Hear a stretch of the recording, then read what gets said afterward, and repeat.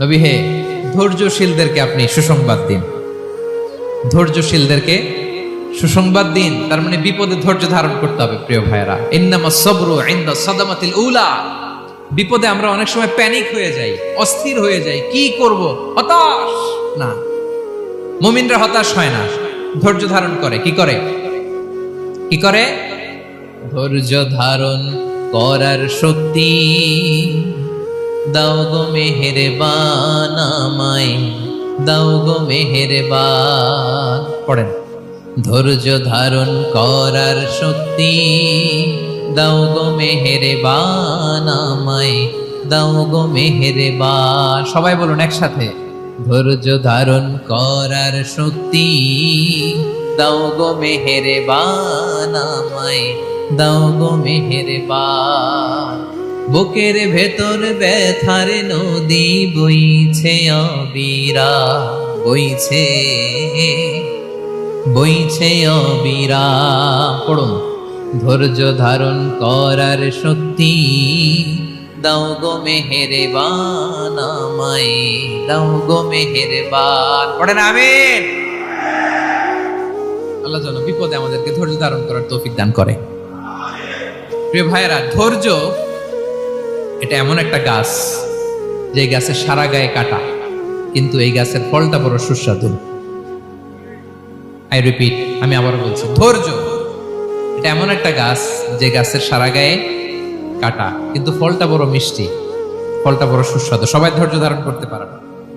বিষ্ণু ইসলামকে আল্লাহ তাআলা নানা সময় আশ্বস্ত করেছেন, সান্ত্বনা দিয়েছেন, আর ধৈর্যের বাণী শুনিয়েছেন। আল্লাহ বলেন, ফাসবির কামা সাবারা উলুল আজমি মিনার রাসূল।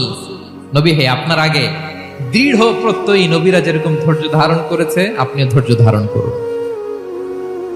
সূরাতুল মুজাম্মিল আল্লাহ তাআলা বলছেন, ওয়াসবির আলা মা ইয়াকুলুনা ওয়াহজুরহুম হাজরান জামিলা। ওরা যাই বলুক, আপনি ধৈর্য ধারণ করুন, ওদের কথাকে ইগনোর করুন। Just ignore what they are saying to you. যা বলে আপনি জাস্ট ইগনোর করেন।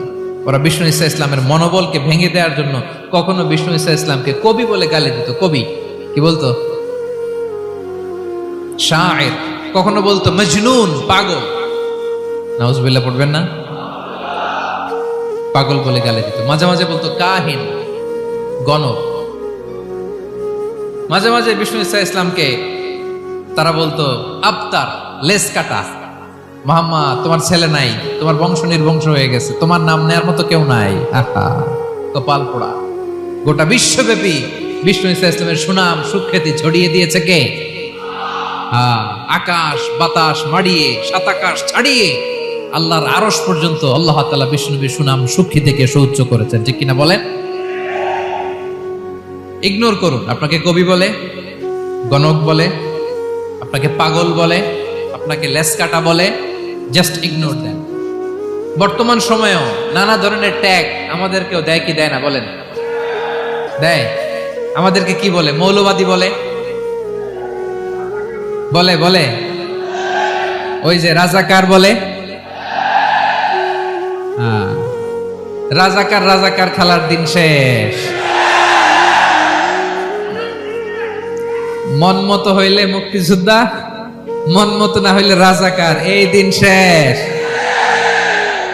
ওই দিন আর নাই। এই কার্ড দিয়ে আর খেলার দিন নাই। এগুলো মানুষ আর খায় না এখন, এগুলো গিলে না আর। সাধারণ মানুষ বড্ড সচেতন।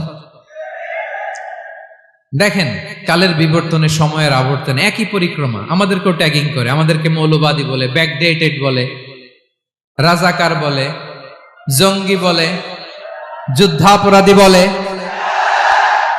আছে না এরকম?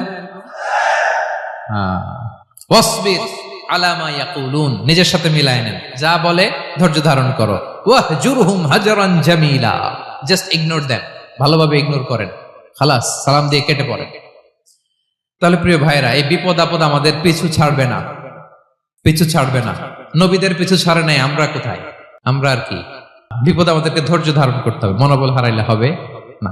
দেখেন বিশ্বনবী কিভাবে আপনাদেরকে সান্ত্বনা দেয়। বিশ্বনবী বলেন, আজাবান লি আমরিল মুমিন, মুমিনের ব্যাপারটা বড় আশ্চর্যজনক। ফাইন্না আমরাহু কুল্লাহু লাহু খাইর, মুমিনের জীবনে যা ঘটে সবটাই খাইর, সবটাই কল্যাণ। ইন আসাবাতহু সাররাউ শাকারা ফাকানা খায়রাল্লাহ ওয়া ইন আসাবাতহু দাররাউ সাবারা ফাকানা খায়রাল্লাহ।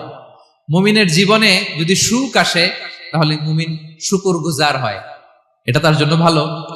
আর যদি মুমিন জীবনে দুঃখ আসে তাহলে সে সবর ইখতিয়ার করে, এটাও তার জন্য ভালো। সুবহানাল্লাহ। তাহলে দেখেন, আমরা হয় সুখে থাকি নয় দুঃখে থাকি, ঠিক কিনা বলেন?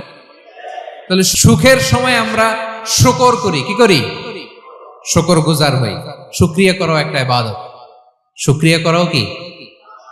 আর দুঃখের সময় আমরা সবর করি, সবর করাটাও একটা। তাহলে আমাদের পুরো জীবনটাই ইবাদত, পুরো জীবনটাই সুখের সময় শুকর আর দুঃখের সময় সবর। আওয়াজ করে বলেন, সুখের সময় শুকর আর দুঃখের সময়। এই দুই ইবাদত মুমিন জীবনে চলমান, কন্টিনিউয়াস, একটা উইন উইন সিচুয়েশন। কি বলেন? উইন উইন হয়ে গেল না? যেই পরিস্থিতিতেই থাকে আমাদের জন্য লাভ। আল্লাহু আকবার। তাহলে প্রিয় ভাইরা, এটাই জীবনের বাস্তবতা। সবর আমাদেরকে ইখতিয়ার করতে হবে, হতাশ হওয়া যাবে না। অনেকে আমরা অল্পতে হতাশ হই। এই যে আমরা ধৈর্য ধারণ করছি, এর ফল পাচ্ছি না? দীর্ঘ 1.5 দশক ধরে ধৈর্য ধারণ করছেন না আপনারা? এখন মুক্তি, স্বাধীনতা, বিজয় এনে দিয়েছে কে? ধৈর্য ধারণ করুন। ধৈর্যের যে ফলাফল, এটা বড় মিষ্টি। ধৈর্য এমন একটা গাছ, এই গাছের সারা গায়ে কাটা, কিন্তু এর ফলটা বড় সুস্বাদু, এর ফলটা বড় মিষ্টি। ধৈর্য ধারণ করার অভ্যাস করতে হবে প্রিয় ভাইরা। মুমিন হতাশ হয় না, হাল ছেড়ে দেয় না। মুমিন ভরসা রাখে একজনের উপর, তিনি কে? লা তাইআসু মির রাউহিল্লাহ ইন্নাহু লা ইয়াইআসু মির রাউহিল্লাহি ইল্লাল কওমুল কাফিরুন। আল্লাহর রহ থেকে, রহম থেকে নিরাশ হয়ে যাও না। কাফির ছাড়া, অকৃতজ্ঞ ছাড়া কেউ আল্লাহর রহ থেকে, আশা থেকে নিরাশ হয় না। শয়তানের সবচেয়ে বড় মিশন হলো আমাদেরকে হতাশ বানানো, এটা খেয়াল রাখবেন। শয়তানের সবচাইতে বড় মিশন কি? আমাদেরকে হতাশ করে দেয়া। হতাশ বানাইতে পারলে সে সাকসেসফুল, খুশি। কিন্তু আমরা এত সহজে হতাশ হই না, আমরা নিরাশ হই না, আমরা বিপদে হাল ছেড়ে দেই না। আমরা ভরসা রাখি এক মহান সত্তার উপর, তিনি কে? মনে থাকবে, বিপদ আসলে ভেঙে পড়বেন, ভিসা না হইলে কান্নাকাটি শুরু করবেন, ব্যবসায় লস হইলে হাউমাউ, হতাশ হবেন, ভেঙে পড়বেন। ধৈর্য ধারণ করব আমরা। আওয়াজ করে বলেন, আমরা কি করব?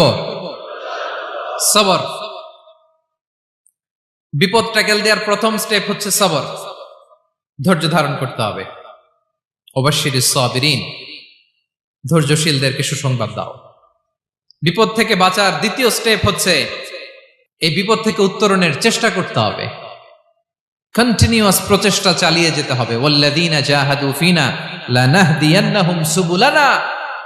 যারা আমার রাস্তায় চেষ্টা করে, প্রচেষ্টা করে, স্ট্রাগল করে, তাদেরকে আমি পথ দেখিয়ে দেই, সুবুল দেখিয়ে দেই, ওয়ে আউট দেখায় দেই, এক্সিট দেখায় দেই। কোথাও আটকাবেন না আপনি, আপনাকে এক্সিট দেখাই দিবে কে? মালয়েশিয়াতে কেলুয়ার বলে না? কেলুয়ার কি বলে চেনেন? কেলুয়ার মানে কি? এক্সিট। এক্সিট পেয়ে যাবেন, আটকাবেন না আপনি জীবনে কোথাও। 3 নাম্বার, আল্লাহর উপর তাওয়াক্কুল করতে হবে বিপদ আসলে। ওমাইয়া তাওয়াক্কাল আলাল্লাহি ফাহুয়া হাসবুহ। আল্লাহর উপর যে তাওয়াক্কুল করে, আল্লাহই তার জন্য যথেষ্ট হয়ে যায়। তাহলে বিপদে প্রিয় ভাইরা আমরা প্যানিক হব না, ধৈর্য ধারণ করব, বিপদ থেকে উত্তরণের সর্বোচ্চ প্রচেষ্টা চালিয়ে যাব, আর ভরসা রাখবো একজনের উপর, তিনি কে? আর বিপদ আসলে এটাকে নেগেটিভলি নেবেন না সব সময়। বিপদ আপদ এটা অনেক পজিটিভ, ভালো জিনিস আমাদের জীবনে বয়ে নিয়ে আসে। শাইখুল ইসলাম ইবনু তাইমিয়া আলাইহি রাহমা, উনি বলতেন, খুব দামি কথা, খুব হেভি ওয়েট কথা, মনোযোগ দিয়ে শুনুন। তিনি বলতেন, যে নেয়ামত তোমাকে আল্লাহ থেকে দূরে সরায়, ওই নেয়ামতের চেয়ে বিপদ ভালো, যে বিপদ তোমাকে আল্লাহর দিকে ধাবিত করে। আই রিপিট, আমি আবারও বলি, যে নাজ নেয়ামত তোমাকে আল্লাহ থেকে দূরে সরিয়ে দেয়, সে নাজ নেয়ামতের চেয়ে ওই বিপদ আপদ ভালো, যেই বিপদ আপদ তোমাকে আল্লাহর কাছে টেনে নেয়। তাহলে বিপদ আপদ আসলে আপনি হতাশ হবেন? আর কখনো দুঃখ করবেন? মোয়ারের ভাইয়েরা, আর মন খারাপ করবেন? আপনি খেয়াল করে দেখেন, বিপদ আসলে আমরা আল্লাহরে ডাকি বেশি। যখন অসুস্থ আপনি খেয়াল করেন তো, আল্লাহ আল্লাহ তুমি ছাড়া বাঁচানোর কেউ নাই, আল্লাহ আল্লাহ তুমি হেফাজত করো, আল্লাহ তুমি সুস্থ করে দাও। যখন লাইফ থ্রেট, দেখেন আপনি গুম হয়ে যেতে পারেন, আপনার কারাবন্দি করতে পারে, এরকম একটা বিপদের মধ্যে আছেন, তখন খেয়াল করেন তো আল্লাহর সাথে আপনার কানেক্টিভিটি, রিলেশনশিপটা কতটা ডেভেলপ হয়। কারণ বিপদে পড়লে আমরা আল্লাহরে ডাকি বেশি। তাহলে বিপদ আপদেরও কিছু পজিটিভ সাইড বা দিক আমাদের জীবনে আছে না নাই? অনেক পজিটিভ দিক আছে, কয়েকটা শেয়ার করি। এক নাম্বার পজিটিভ সাইড তো বললাম, ইমাম ইবনু তাইমিয়া যেটা বললেন। এরপরে হচ্ছে মাঝে মাঝে আল্লাহ তাআলা আমাদের মর্যাদাকে আপগ্রেড করতে চায়, এলিভেট করতে চায়। আপনি ধরেন কোন একটা এয়ারলাইন্সের রেগুলার প্যাসেঞ্জার টিকিট কাটেন, মাঝে মাঝে হঠাৎ করে দেখবেন কাউন্টারে গেলে তারা বলে you are upgraded to business class, অথবা you are upgraded to first class. যেহেতু রেগুলার প্যাসেঞ্জার, অনেক মাইলস জমা হয়েছে, আপগ্রেড করে দেয়। আল্লাহ তাআলা মাঝে মাঝে চায় তিনি আমাদের মর্যাদাকে, র্যাঙ্ক, এটাকে আপগ্রেড করবেন। কিন্তু আমার যে আমল আখলাকের অবস্থা, ওইটা দিয়ে ওই আপগ্রেড র্যাঙ্কে যাওয়ার সুযোগ নাই। বুঝতেছেন কথা? আল্লাহ চায় আমার লেভেল একটু আপ করতে, কিন্তু আমার আমলের যে অবস্থা, এতে আমি ওখানে যাই না। তখন আল্লাহ কিছু বিপদ আপদ দিয়ে, পরীক্ষা দিয়ে বান্দাকে টেস্ট করে। ওই পরীক্ষায় যদি উত্তীর্ণ হন, সাথে সাথে আল্লাহ তাআলা আপনার লেভেল বা র্যাঙ্ক আপগ্রেড করে দেয়। সুবহানাল্লাহ পড়বেন না? তাহলে লাভ না লস? আওয়াজ করে বলেন, লাভ না লস? মুমিন জীবনের সব লাভ।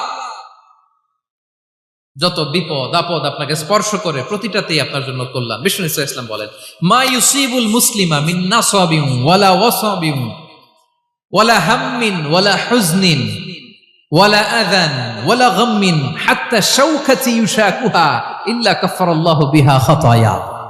আপনার জীবনে যত দুঃখ, যত যন্ত্রণা, যত টেনশন, যত অ্যাংজাইটি, যত ইনজুরি, এমনকি গোলাপ ফুল পাড়তে যে ওখানে যে কাটা বাঁধছে, বরই খেতে যে বরই গাছে ওঠার পরে যে একটা কাটা বিঁধছে আপনার হাতে, এর কারণে আল্লাহ তাআলা আপনার গুনাহ মাফ করে দেয়। সুবহানাল্লাহ।